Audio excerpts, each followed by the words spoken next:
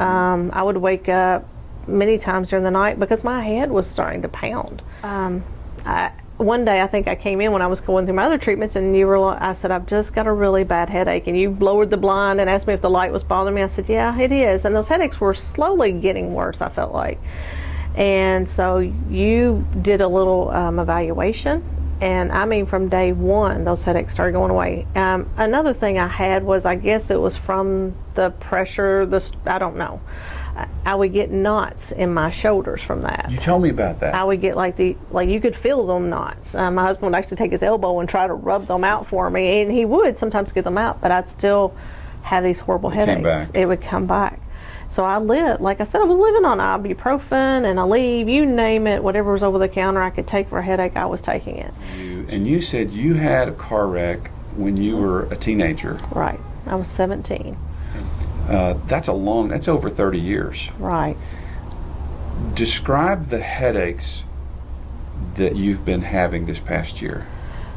The headaches would typically start around the base of my neck, and my whole neck would hurt. It would get where it would just kind of creep up into my eyes. And then, of course, my shoulders would hurt really badly. Not only across, but like down the back where the muscle is. If you just went right around the scapula, right around the shoulder blade, you would get knots there. It seemed like the right side was worse than the left. And what kind of treatments?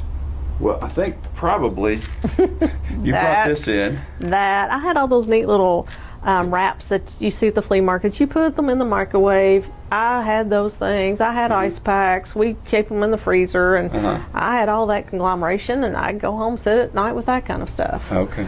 And that would help some, but then the next day we'd start this pattern all over again. Okay.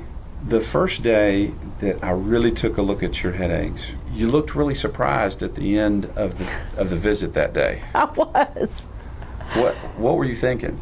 I was like, I don't have a headache. Oh my gosh, where did my headache go? I mean, it was like that. And there was no twist. I've been to chiropractors, like I said, and they would twist and ear and neck, and I hated that. I always felt so, I don't know, it just seemed really weird for somebody to take your head and twist and pop real quick. It wasn't any of that. You just positioned my head a little bit, said, now take your fingers and push on your chin, and if I start feeling anything now, I just sit there and do that, and it's gone. That was really neat, wasn't it? It was amazing. That is the most amazing little move I've ever had in my life. It's just like, oh, headache's gone.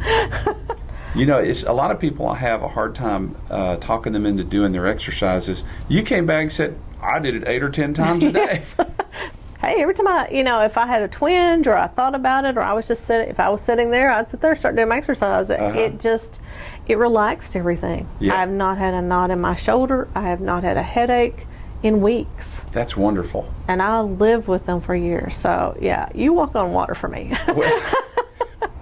So it's been weeks since you've had a headache, isn't it? Yes.